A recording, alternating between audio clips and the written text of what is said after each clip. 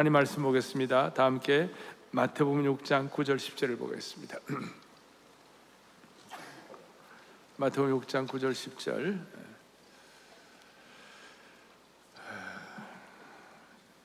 6장 9절 제가 읽고 10절은 여러분들 다 잡동하겠습니다. 9절. 그러므로 너희는 이렇게 기도하라. 하늘에 계신 우리 아버지여, 이름이 거룩히 여김을 받으시며. 10절 다 함께.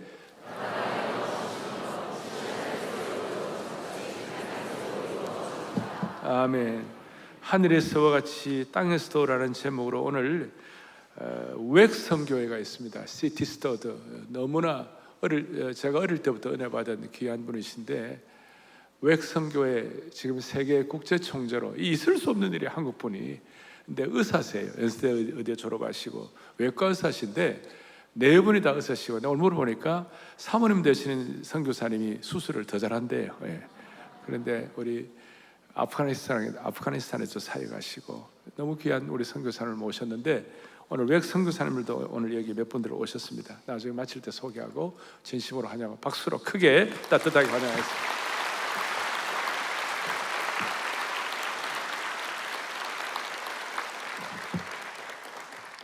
할렐루야. 오늘 이렇게 귀한 아침 시간에 이 자리에 오게 하신 하나님께 찬양과 영광을 올려드립니다.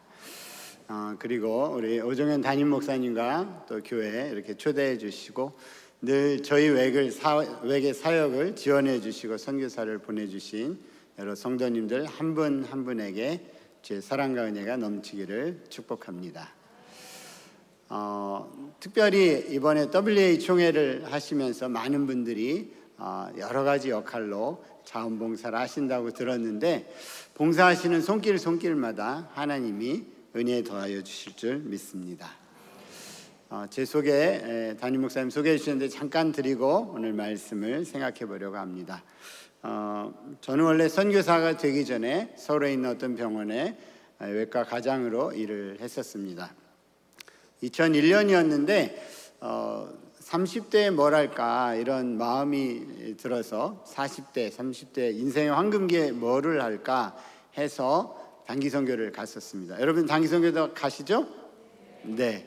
단기 선교를 중앙아시아에 갔는데, 그때 하나님께서 이제는 때가 됐으니 나가서 열방을 위해서 섬겨라 이런 마음을 부어주셔서 웩이라는 선교단체에 지원했습니다. 웩, 그러니까 좀 발음이 좀 그렇죠? 그렇지만 Worldwide Evangelization for Christ, 그래서 그리스도를 위한 세계 복음화 이런 단체인데요. 거기 후보자로 등록을 하고 낮에는 병원에서 일하고 밤에는 성경대학에 다니고 그러다가 해외에 가서 신학과 선교학을 공부하고 이렇게 선교사가 됐습니다. 자료 화면 잠깐만 볼까요? 네, 그 다음.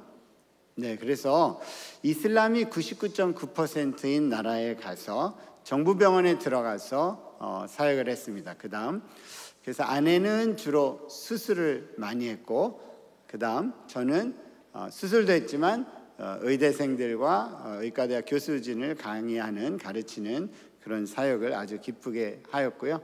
그리고 가정에 있는 가정교회를 세워서 복음을 나누고 그들과 함께 신앙생활을 했습니다. 모든 것이 순적할 줄 알았는데 2007년에 여러분들 잘 아시는 샘물교회 사건이 있었습니다. 그래서 2주 만에 안전상의 문제 때문에 철수해서 한국에 돌아오게 됐습니다. 그때 너무 마음이 답답했습니다. 아니, 내가 이렇게 헌신해서 사역하러 나갔으면 하나님께서 순적하게 해주셔야 되는데, 사역이 더 잘 일어나도록 해주셔야 하는데 왜 이렇게 철수해야 하는가 고민이 됐습니다. 하나님께서 제 가운데, 경남아, 선교는 네가 어떤 일을 한다고 해서 이루어지는 것이 아니라 나를 믿고 내 제자가 되어서 매일매일 믿음으로 걸어가는 거다. 너 할 수 있겠냐? 이렇게 저에게 질문하셨습니다. 그래서 선교라는 것이 예수님 한 분을 따라서, 목자 되신 주님을 따라서 믿음으로 걸어가는 길이구나 하는 것을 깨닫게 되었습니다. 그 이후에 10여 년간 한국 외에서 부대표와 대표 선교사로 섬기다가 2022년 12월부터 국제 총재로 섬기고 있고, 현재 치앙마이에 저희 국제본부가 있는데 우리 국제본부를 위해서 좀 기도해 주시면 좋겠습니다. 여러분 아시는 것처럼 저희 선교회는 1913년에 영국에서 시작했습니다. 그리고 78개국에서 모인 선교사들 2,300명의 선교사들이 90여 개국에서 사역을 감당하는데, 각자 자기가 가진 하나님께서 주신 달란트를 토대로 교회를 개척하는 사역을 감당합니다. 그 다음, 그래서 국제본부가 뭐 하는가?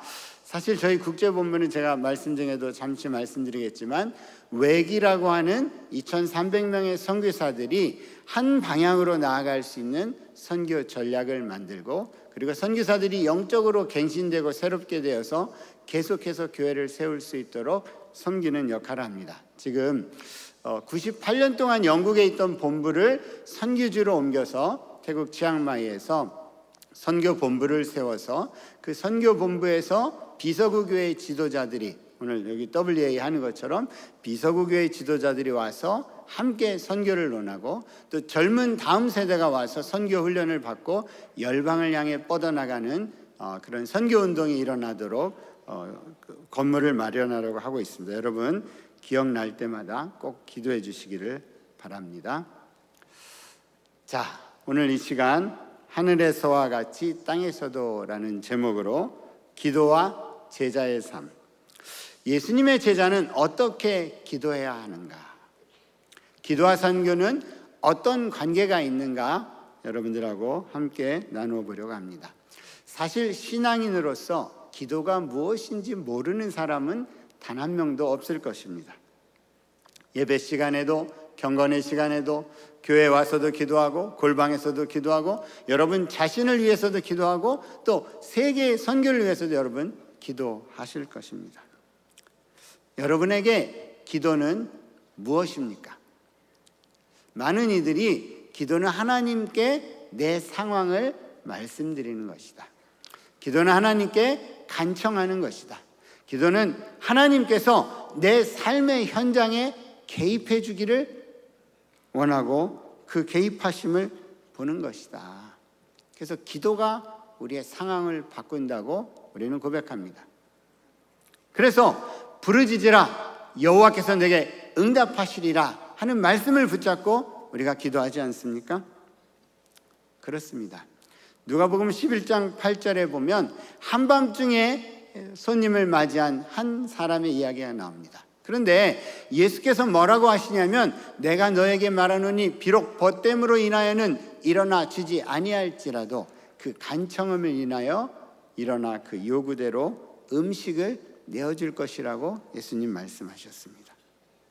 하나님께서는 우리의 기도를 들으십니다. 믿습니까? 들으실 뿐만 아니라 응답해 주십니다.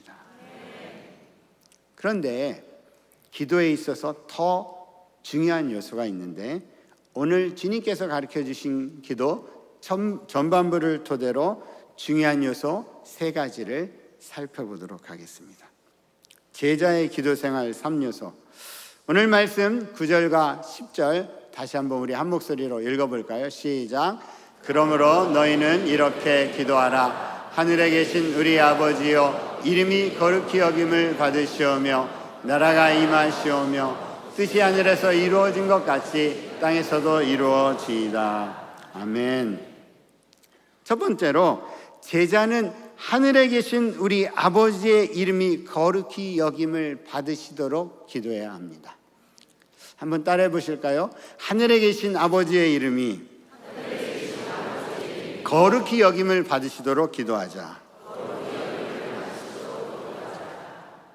네, 하나님은 거룩하십니다. 그래서 그 어떤 죄도 하나님과 동시에 존재할 수 없습니다. 요한복음 15장에 보면 예수께서는 예수님과 저와 여러분의 관계를 참 포도나무의 가지로 표현하셨습니다. 요한복음 14장 11절에 보면 예수님이 이렇게 말씀하십니다. 내가 아버지 안에 거하고 아버지께서 내 안에 계심을 믿으라. 그렇지 못하겠거든 행하는 그 일로 말미암아 나를 믿으라 그러셨습니다. 뿐만 아니라 요한복음 17장에서 제자들을 위해서 기도를 해주시면서 이렇게 기도를 하셨습니다. 아버지여, 아버지께서 내 안에, 내가 아버지 안에 있는 것 같이 그들도 다 하나가 되어 우리 안에 있게 하사 세상으로 하나님께서 나를 보내신 것을 믿게 하옵소서. 무슨 뜻입니까? 원래 우리는 나라는 나무, 자아의 본성, 죄된 본성에 뿌리박은 나라는 나무에서 살고 있었던 사람들이었습니다. 그런데 하나님께서 저와 여러분을 사랑해 주셔서 그 나무에서 잘라다가 참 포도나무이신 예수님 나무에 접을 붙여주셨다. 옮겨서 새로운 존재가 되게 하셨다. 예수님을 영접함으로써 성삼위 하나님의 연합함에 참여하는 그런 존재로 변화되었다는 것입니다.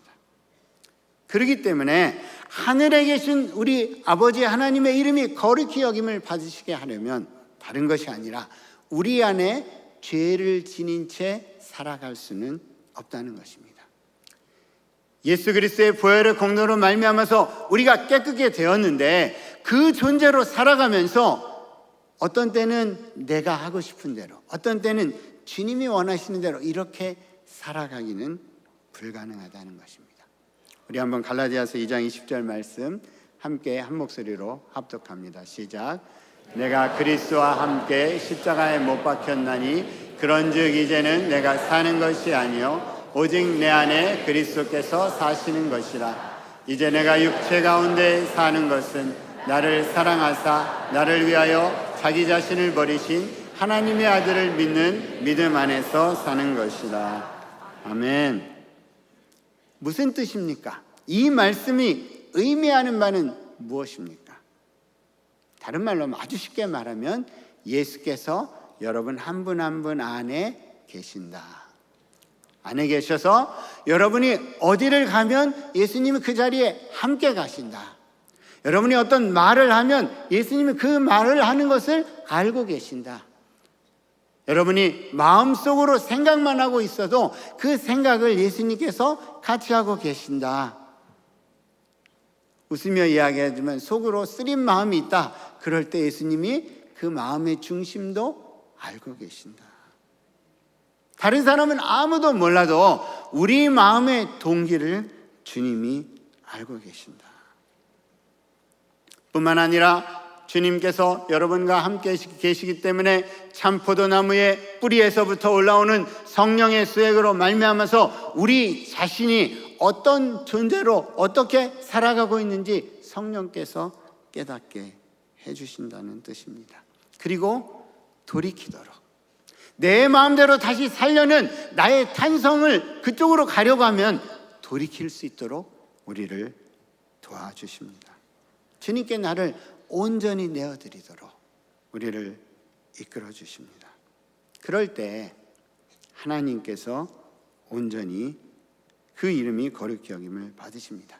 다른 말로 하면 여기 등잔이 있는데 그림에 등잔이 두 개가 있습니다. 하나는 겉이 뿌연 등잔이 있고 또 하나는 아주 맑은 등잔이 있습니다. 똑같은 등잔인데 빛을 비출 때 뿌연 등잔은 빛이 잘 나지 않겠죠. 하지만 깨끗해진 이 등잔은 환한 빛을 사람들에게 비춰주게 될 것입니다. 다른 말로 하면 보아이신 예수 그리스도께서 여러분 한 분 한 분 안에 거하고 계신데 우리가 우리 자신을 들여 온전히 그리스도께 순종하면 그러면 오른쪽에 있는 등잔처럼 그리스도의 빛이 거룩한 하나님의 영광이 사람들에게 흘러가게 된다는 것입니다. 저는 이것을 부흥이라고 부릅니다. 날마다 내 안에 살아 숨쉬는 주께서 생명력 있게 그런 역동적인 제자로 살아가는 것, 바로 영적 부흥입니다. 우리 안에 거하시는 성령께서 매일의 삶 속에서 우리가 예수 그리스도를 따라 살아갈 수 있도록 이끌어 주셔서 승리하는 인생으로 살아가는 것, 바로 우리가 개인적으로 사모해야 되는 우리 내면의 부흥입니다. 뿐만 아니라 눈에 더 뛰어나게 드러나는 성령의 능력이 보여지는 역동적인 부흥도 있습니다. 저희가 이제 1913년에 아프리카 내지의 콩고에서 사역을 시작했는데 그 40년이 지난 다음에 1953년 2월 달에 있었던 일입니다. 그때 당시에 우리 선교사들이 고민이 많았습니다. 그때는 한국 선교사 없고 서양 선교사님들이셨죠. 그런데 어떤 고민이 있었냐면 말씀을 가르치고 제자 훈련하고 다 하는데 성령의 능력이 드러나지 않더라는 것입니다. 그래서 선교사님들이 몇 년 동안 하나님 이 콩고 땅에 부흥을 허락하여 주소서, 이 아침에 모여서 기도하는 것처럼 선교사님들이 기도했습니다. 그래서 1953년 2월 달에 콩고에 우리 목사님들이 다 모이셔서 이제 사경회를 했습니다. 물론 선교사 없이 본인들끼리 이제 말씀을 읽는데 사도행전 19장을 놓고 성경 공부를 하시다가 우리 아프리카 목사님들이 이 사도행전 19장에 나와 있는 이 성령을 받았느냐 하는 구절이 무엇일까? 성령의 능력을 우리가 한번 경험해야 되지 않겠냐? 이런 논의가 시작하게 됐습니다. 그래서 어떻게 하면 이런 걸 경험할 수 있을까? 그랬더니 한 분이 손을 들고 우리 선교사님들 초대해서 모셔다가 안수기도를 받자 그랬더니 사람들이 아니야 우리 선교사님들 안수기도 하는 거 한 번도 못 봤다. 그분들 그런 거 안 하신다. 그렇게 이야기했습니다. 그럼 어떻게 해야 되냐? 우리가 기도하자. 그래서 기도하기 시작했습니다. 기도를 하다가 한 분이 벌떡 일어나서 이렇게 크게 기도했습니다. 오 주님, 우리를 불쌍히 여겨 주십시오. 오 주님, 우리를 도와주십시오. 라고 기도했는데 갑자기 하늘에서 불이 떨어진 것처럼 사람들이 성령의 능력에 휩싸이기 시작했습니다. 하나님의 임재를 경험하고 하나님 앞에서 두려워하며 죄를 회개하기 시작했고, 어떤 사람은 찬양하기 시작했고, 어떤 사람은 두려워 떨면서 하나님의 이름을 선포하기 시작했습니다. 이렇게 시작된 부흥은 한 마을에서 또 다른 마을로, 또 다른 마을에서 다른 곳으로 계속해서 퍼져나갔습니다. 어떤 한 장로님 부인이 200km 떨어진 자기 본가의 어머니를 만나러 갔습니다. 이 부흥을 경험하고 난 다음에. 왜냐하면 기도를 하는데 성령께서 너 어머니한테 가서 죄를 고백하라 이런 마음을 주신 거예요. 그래서 200km 떨어진 곳을 걸어서 가서 어머니한테 이렇게 말했습니다. 어머니가 어려서 저를 혼내고 해서 제가 어머니에 대해서 상한 마음이 있었는데 저를 용서해 주세요. 제가 이 상태로는 주님을 섬길 수 없을 것 같아요. 그리고 그걸 기점으로 그 마을에 또 다른 부흥이 시작되게 되었습니다. 뿐만 아니라 이 불길은 콩고에만 머무른 것은 아닙니다. 거기서 사역하던 아이버 데이비스라는 선교사님이 계셨는데 이 선교사님 웨일즈 출신입니다. 그런데 이 아이버 데이비스라는 선교사님이 이 부흥의 소식을 가지고 미국과 캐나다와 호주와 뉴질랜드와 전 세계를 다니면서 증언하기 시작했고, 그것이 1960년대, 50년대, 60년대, 70년대에 시작됐던 부흥의 물결의 주춧돌이 됐습니다. 특별히 고향 웨일즈에 방문했는데 여러분 마틴 로이드 존스 목사님 아시죠? 네, 청교도의 대표적인 영국 설교가인 마틴 로이드 존스 목사님을 만나서 이 콩고에서 있었던 부흥의 이야기를 전달해 드렸습니다. 그랬더니 마틴 로이드 존스 목사님, 그러면 우리 웨일즈의 장로교단 목사님들을 모아서 한번 부흥 상경회를 합시다. 그래서 거기 가서 말씀을 전했는데 교회 리더십이었던 목사님들이 눈물로 회개하고 우리가 다시 한번 영국의 웨일즈의 부흥을 위해서 다시 일어납시다 하는 큰 반향을 일으켰습니다. 권성수 목사님께서 이런 말씀을 하신 적이 있는데, 성령님은 내주하시면서 동시에 하나님의 본질에 맞게 초월하시는 것으로 이해하는 것이 성경적이다, 이런 말씀하셨습니다. 다른 말로 하면 우리 안에 거하시는 성령님의 내적 부흥을 경험하는 동시에 외적으로 하나님의 능력, 성령의 능력이 우리 모임 가운데, 우리의 삶 속에서 드러나기를 갈망할 때 성령님의 초월적인 역사를 경험할 수 있게 된다는 뜻입니다. 저희 선교에서는 요즘에 이런 50년대, 60년대 영적 부흥이 다시 선교회 안에서 그리고 열방을 향해 퍼져가도록 기도하고 있습니다. 최근에 저희가 선교 전략을 새로 만들었는데 다른 것이 아닙니다. 그냥 성령께 듣고 성령께서 말씀하시고 감동 주시는 대로 그렇게 행하면 새롭고 놀라운 일을 우리가 경험하게 될 것이다, 이런 마음으로 기도하며 나아가고 있습니다.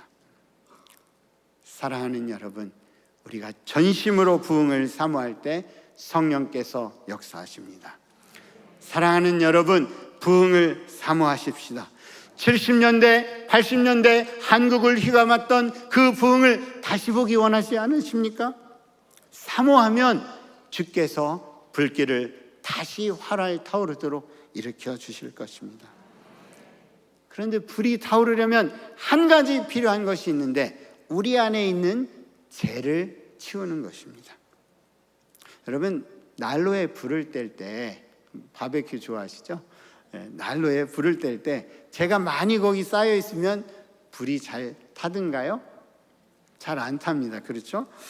우리 레위기 6장 11절에 보면 제사장들의 중요한 업무 중에 하나가 재를 따로 구별해 뒀다가 번제를 드린 다음에 재를 구별해 뒀다가 그것을 진영 바깥에 정결한 곳에 옮겨 놓는 것이 제사장의 직무 중에 하나였습니다. 여러분, 신앙인도 마찬가지입니다. 신앙의 연수가 늘어나고 하나님께서 은혜 주신 경험이 많아지면 자꾸 과거의 나의 은혜에 머무르고 싶어하는 경향이 생깁니다. 왕년에 나도 경험했어요. 옛날에 나도 경험했어요. 하지만 그 순간에 성령의 불길은 약해질 수밖에 없습니다. 왜냐하면 죄로 남은 우리의 과거의 경험이 새롭게 하나님께서 준비하시는 경험을 하지 못하도록 가로막고 있기 때문입니다. 저는 이 말씀을 준비하면서 나는 그런 것이 없는가 되돌이켜 봤습니다. 사랑하는 형제자매 여러분, 저는 콩고에서 역사하신 하나님이 오늘 이 시간에 역사하기 원하신다고 믿습니다. 중요한 것은 나에게 그 부흥에 대한 갈망이 있는가, 하나님의 이름이 내 삶 속에서 유일한 거룩히 여김을 받으시는 것, 그것이 나의 유일한 삶의 목표인가? 아니, 나는 예수님만 100% 선택하기를 원하는가? 사랑하는 여러분, 이 시간 간곡히 부탁합니다. 돌이키십시오. 아주 사소한 작은 것, 나와 하나님과의 관계를 가로막고 있다면 고백하고 은혜의 자리로 나와서 날마다 새로운 부흥을 경험하는 여러분 될 수 있기를 주의 이름으로 권합니다. 두 번째, 예수님의 제자는 하나님의 나라가 임하도록 기도합니다. 한번 따라해 보실까요? 하나님의 나라가 임하도록 기도합시다. 예수께서 이 땅에 오셔서 지상사역을 시작하시면서 선포한 메시지는 한 가지였습니다. 하나님의 나라가 가까이 왔다. 하나님의 나라를 선포하셨습니다. 하나님의 나라는 예수님의 지상사역에서부터 시작해서 예수께서 다시 오실 때 궁극적으로 완성될 것입니다. 그래서 주님은 저와 여러분에게 예수께서 하나님 나라가 이 땅에 오게 하셨고 하나님 나라의 왕이신 것을 선포하는 사명을 주고 하늘로 올라가셨습니다. 오늘 리거른 목사님은 사도행전 1장 8절 말씀을 이야기하셨는데 마태복음 28장 18절 20절에도 동일하게 우리 예수님이 위탁하고 계신데 제가 한번 읽어보겠습니다. 예수께서 나와 말씀하여 이르시되 하늘과 땅의 모든 권세를 내게 주셨으니 그러므로 너희는 가서 모든 민족을 제자로 삼아 아버지와 아들과 성령의 이름으로 세례를 베풀고 내가 너희에게 분부한 모든 것을 가르쳐 지키게 하라. 볼지어다 내가 세상 끝날까지 너희와 항상 함께 있으리라 하시니라. 아멘. 하나님의 나라는 여기 있는 말씀대로 주께서 가르쳐 주신 것, 분부하여 가르쳐 주신 것을 통해서 제자를 삼고 그 제자 삼는 것이 우리 주변에서부터 시작해서 열방으로 흩어지게 하는 것에 있습니다. 제자로 사는 것은 다른 말로 하면 아직도 주님을 모르고 죽어가는 영혼들을 향해서 예수 그리스도로 말미암는 하나님의 나라를 선포하며 살아가는 것입니다. 저희 외계 국제사역 중에서 교회 개척자들이라는 사역이 있습니다. 전 세계의 복음을 들을 수 없는 지역에 가서 교회를 개척하는 일꾼들을 양성하는 그런 국제적인 사역인데요. 전 세계를 다니면서 교회 개척자들을 훈련시킵니다. 거기에는 목회자들도 있고 평신도 리더들도 있고 아주 교육을 많이 받은 사람도 있고 아니면 조금밖에 받지 못한 다양한 사람들이 있습니다. 그런데 저희가 사역하는 나라 중에 한 나라에서 최근에 법령이 공포됐는데, 그 나라 국가 종교가 아닌 다른 종교를 전하면 감옥에 가게 된다라는 법이 만들어졌습니다. 그래서 저희 선교단체 리더 선교사님이 긴급하게 그 나라의 사역자들 회의를 소집했습니다. 그리고 이거 어떻게 하면 좋겠냐, 우리가 어떻게 이거 대처해야 될까, 이렇게 하고 이제 질문을 했더니 그 중에 리더격인 한 목사님이 일어나서 이런 말씀을 하셨습니다. 지금이 하나님 나라의 진전을 위해 기도할 때입니다.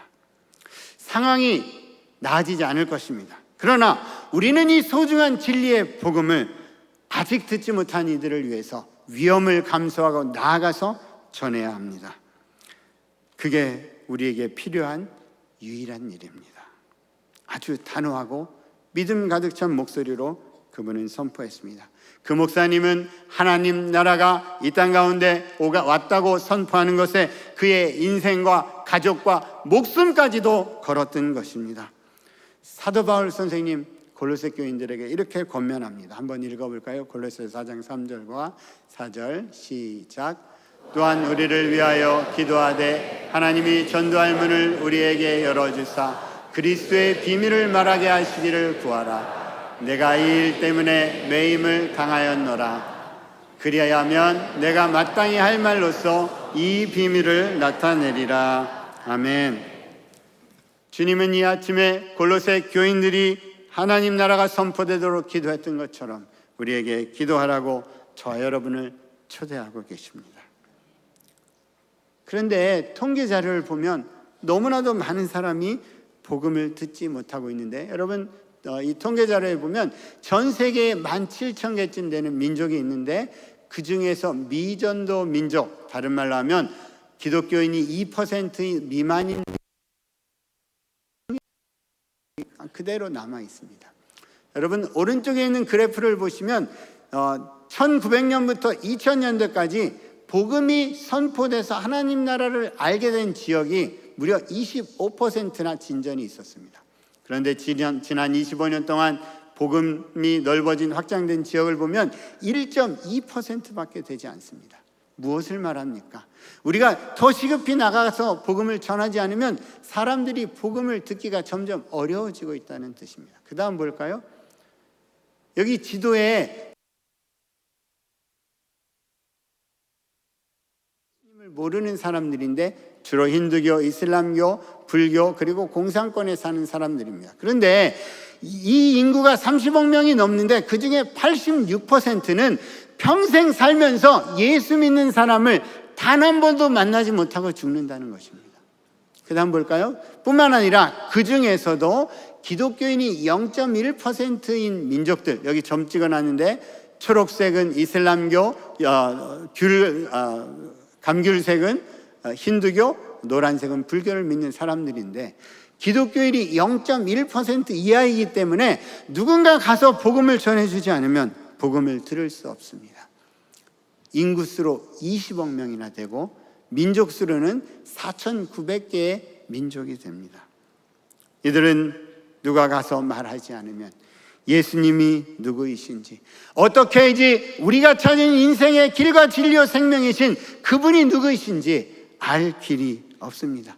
태어나서부터 죽을 때까지 단 한 번도 한 차라도 예수님을 듣고 죽을 수가 없습니다. 듣고 믿을 수가 없습니다. 성경은 우리에게 누구든지 주의 이름을 부르는 자는 구원을 얻는다고 했습니다. 그런데 가서 전하는 자가 없기 때문에 들을 수 없고 듣지 못하기 때문에 믿을 수도 없습니다. 아니, 누군가 거기 가서 복음을 전하라고 사람을 보내야 하는데 보내지 않기 때문에 들을 수 없습니다. 주님은 우리에게 무엇을 원하실까요? 감사하게도 다음 주에 우리 사랑의 교회 주최로 이 최소 미복음화 민족을 위한 전략회의가 다음 주 한 주 동안 열립니다. 저는 그 회의를 통해서 미복음화 민족을 위한 새로운 네트워크가 일어나도록 기도하고 있습니다. 우리 사랑의 교회와 한국교회가 이 일에 헌신할 수 있도록, 또 그런 실제적인 협력 네트워크가 구축되도록 꼭 기도해 주십시오. 이렇게 나라가 임하도록 기도하는 사람은 기도가 달라집니다. 간구하는 내용이 달라집니다. 상황을 넘어서 역사하시는 하나님을 바라보며 기도합니다. 사랑하는 여러분, 상황에서 눈을 돌려서 믿음의 주여 온전케 하시는 예수 그리스도를 바라보면서 하나님 나라가 이 땅에 임하도록 기도하실 수 있기를 주의 이름으로 부탁합니다. 세 번째, 예수님의 제자는 하늘의 뜻이 이 땅에서 이루어지도록 기도합니다. 한번 따라해 보실까요? 하늘의 뜻이 이 땅에서 이루어지도록 기도합시다. 네, 기도는 하나님께서 우리의 삶에 개입하시도록 요청하는 동시에 하나님의 뜻에 나를 맞춰가는 과정입니다. 하나님의 마음에 나를 맞추어서 하늘에서 이루어진 것을 깨닫고 그 뜻을 따라서 이 땅에서 순종하며 살면서 하늘의 뜻이 땅에서 이루어지도록 기도하며 살아가는 것입니다. 이런 측면에서 기도는 적극적인 순종의 행위입니다. 아마 어떤 분들 이렇게 생각하실 것 같아요. 아유, 우리가 피조물인데 하나님의 뜻을 어떻게 감히 분별할 수 있겠습니까? 여러분도 혹시 그런 생각 해보신 적 있지 않으세요? 그런데 우리 사도 바울 선생님 이렇게 권면합니다. 한번 로마서 12장 2절 말씀 같이 합독하도록 하겠습니다. 너희는 이 세대를 하나님의 선하시고 기뻐하시고 온전하신 뜻이 무엇인지 분별하도록 하라. 아멘. 여기 보니까 하나님의 뜻이 하나님의 선하시고 기뻐하시고 온전하신 뜻이 무엇인지 분별하도록 하라 그랬습니다. 그런데 전제 조건이 있는데 이 세대를 본받지 말고 마음을 새롭게 할 때 하나님의 뜻을 분별할 수 있습니다. 다른 말로 하면 우리의 주파수를 세상의 주파수에 맞추지 말고 하나님의 주파수에 맞출 때 하나님의 뜻이 우리 가운데 깨달아 알게 된다는 뜻입니다. 오해하지 마십시오. 무슨 신비주의냐? 아닙니다. 사도 바울 선생님이 하나님의 뜻을 분별해서 거룩한 삶을 살라고 권면하고 있는 것입니다. 자, 이것이 무엇과 같은가? 사도행전 13장 1절에서 3절에 보면 안디옥 교회가 처음 선교사들을 보내는 장면이 나오는데 거기에 지도자가 5명이 있었습니다. 그런데 함께 모여 주를 섬겨 금식할 때, 여기 섬기다라는 말 예배한다는 뜻입니다. 예배하고 금식하면서 기도할 때 성령께서 뭐라고 하셨냐면 그 5명의 지도자 중에 핵심 지도자 바나바와 사울을 따로 세워서 성령께서 불러 시키는 일을 위해서 보내라 하는 음성을 듣게 됩니다.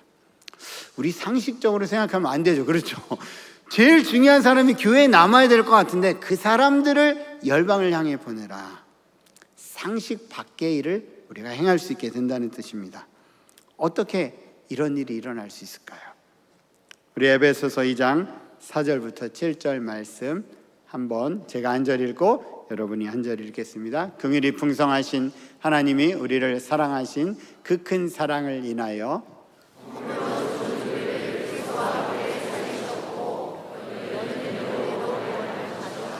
또 함께 일으키사 그리스도 예수 안에서 함께 하늘에 앉히시니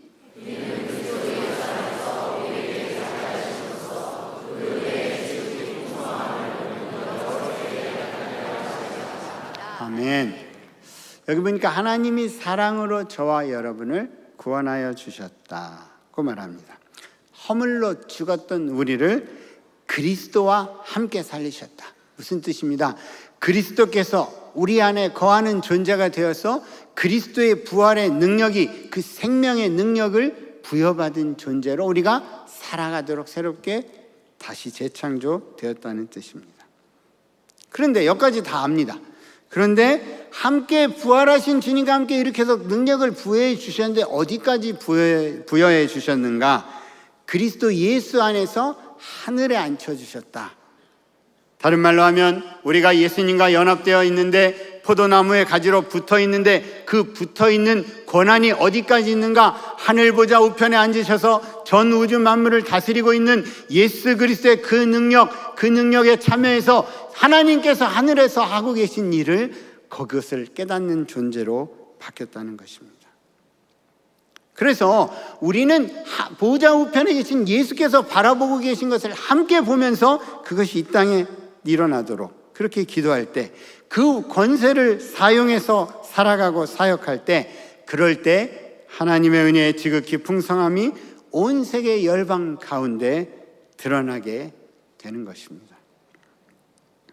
제가 아까 왜 국제본부에서 하나님의 선교 전략을 만든다 이렇게 말씀드렸는데, 이때 필요한 건 한 가지입니다. 하나님께서 지금 세계에서 일어나는 여러 가지를 통해서 무엇을 말씀하고 계신지 깨닫는 것입니다. 오늘 본문에서 주님도 하늘에서 이루어진 것 같이 땅에서도 이루어지도록 기도하라고 말씀하셨습니다. 다른 말로 하면 주파수가 잘 맞춰지면 하나님께서 하늘에서 계획하신 것들이 우리가 깨달아져서 그것이 이 땅 가운데 일어나는 살아계신 하나님의 능력을 경험하게 된다는 것입니다. 그 일에 저와 여러분이 온전히 쓰임받는 인생으로 살아가게 된다는 것입니다. 이것을 전략적 기도라고 부릅니다. 영적 전쟁에 수행하는 기도에 참여하게 됩니다. 기도가 선교지의 영적 상황을 바꾸고 하나님께서 원하시는 역사, 복음의 문이 열려지는 것을 저와 여러분의 기도를 통해서 경험하게 됩니다. 기도를 통해서 하나님의 큰 그림에 참여하게 되는 것입니다. 저희가 선교지에서 일할 때 제가 일했던 도시에 커다란 모스크가 있었습니다. 아주 푸른색, 옥색으로 아주 나름 멋있어 보이는 그런 모스크였습니다. 거기에 유명한 이슬람 선지자의 무덤이 있었습니다. 매년 새해 첫날이 되면 거기에 와서 기도하러 10만 명이 모이는 그런 모스크였습니다.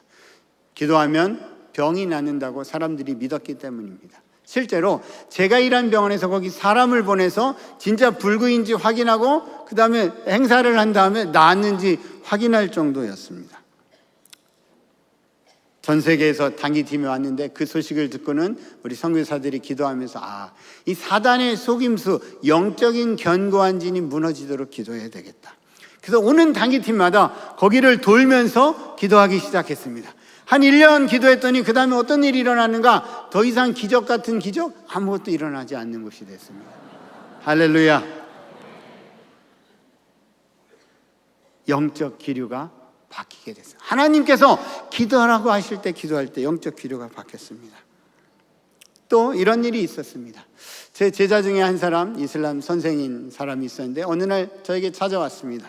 찾아와서 하는 말이 복음서를 가르쳐 주세요. 그래서 아니 왜 배우려고 하냐? 그랬더니 복음서를 배워서 제가 더 훌륭한 이슬람 선생이 되고 싶어요. 이렇게 말했습니다.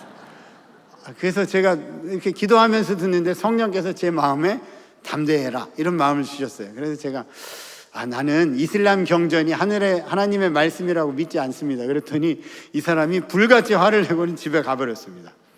그래서 제가 그때 이제 한국 대표이셨던 유병국 선교사님께 전화를 드렸어요. 선교사님 이런 일이 있었습니다. 그랬더니 제가 그때 선교사 초년병이었는데 그 선교사 초년병 때 하는 실수다 그러면서 그래도 복음을 가르치지 그랬냐, 왜 하나님이 데리고 오신 사람을 차버렸냐 이런 말씀하셨어요. 그래서 이거 큰일 났구나. 그래서 기도를 하는데 하나님께서 꿈을 꾸도록 기도해라 이런 마음을 부어주셨습니다. 하나님의 전략은 그 사람이 꿈꾸는 거였던 거죠. 그래서 저희 기도 동역자들에게 편지를 보내서 그 사람이 꿈꾸도록 기도해 주세요 이렇게 했습니다. 6개월쯤 지났는데 이 사람이 다시 찾아왔습니다. 와서 하는 말이 내가 꿈을 꿨는데 할렐루야 해석이 안 된다는 겁니다. 그래서 꿈에 보니까 제가 자기 손을 붙잡고 하늘로 올라가는 꿈을 첫 번째 꿈이었습니다. 두 번째 꿈은 꿈에 보는데 앞이 보이지 않는 커다란 강이 있는데 반대편이 보이지 않는데 뒤에서 사람들이 쫓아와서 죽이려고 쫓아와서 모든 사람들이 강물에 다이빙을 해서 들어가는데 아무도 살아나지 못했대요. 근데 자기만 거기를 뛰어서 건너갔다고. 이 꿈의 의미가 뭐냐고. 그래서 제가 턱 들으니까 여러분도 아시겠죠? 네, 신앙생활 잘하는 분들은 다 압니다. 죄의 강에 빠져 죽을 수밖에 없는 인생. 그런데 거기에 다리가 되신 예수님 제가 설명을 해줬습니다. 그랬더니 그럼 내가 공부하겠다고. 그리고 나중에 세례를 받고 복음을 전하는 자가 됐습니다. 할렐루야.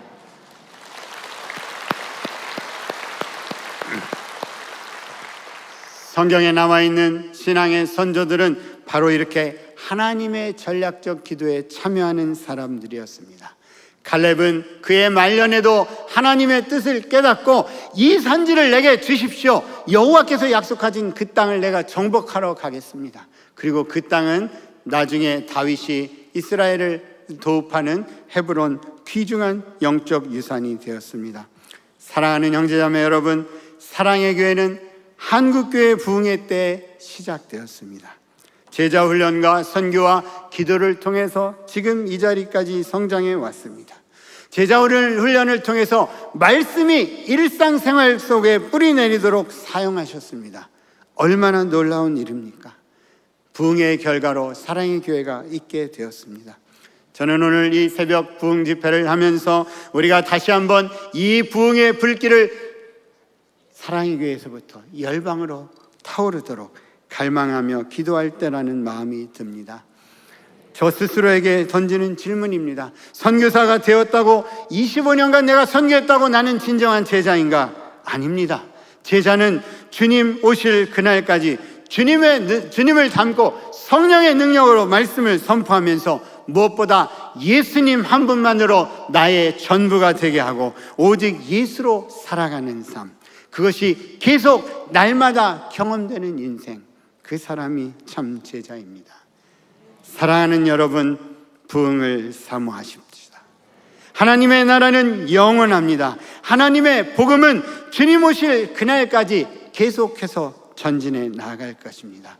우리가 심령을 새롭게 해서 주께 온전히 바친 바 되면, 주님께 돌아오면 주께서 우리를 새롭게 하시고 부흥으로 계속 이끌어 가실 것입니다. 사랑하는 여러분, 이 땅에서 시작된 부흥이 다시 타올라서 열방에 선포되도록 저 여러분의 삶을 주님께 온전히 드리는 저 여러분 될 수 있기를 주의 이름으로 축원합니다. 기도하겠습니다. 사랑의 주님, 참 감사합니다. 오늘 우리를 불러 주의 말씀을 듣게 하시고 우리 가운데 날마다 새로운 부흥을 꿈꾸게 해주시니 감사합니다. 하나님, 오늘 주께서 말씀 주신 대로 우리가 예수님 한 분을 붙잡고 남은 인생 믿음으로 하나님 나라가 이 땅 가운데 열방 가운데 선포되는 그 일에 우리 한 몸을 드리는 우리 모두가 되도록 주님 계속 인도하여 주옵소서. 예수님의 이름으로 기도 올리옵나이다. 아멘.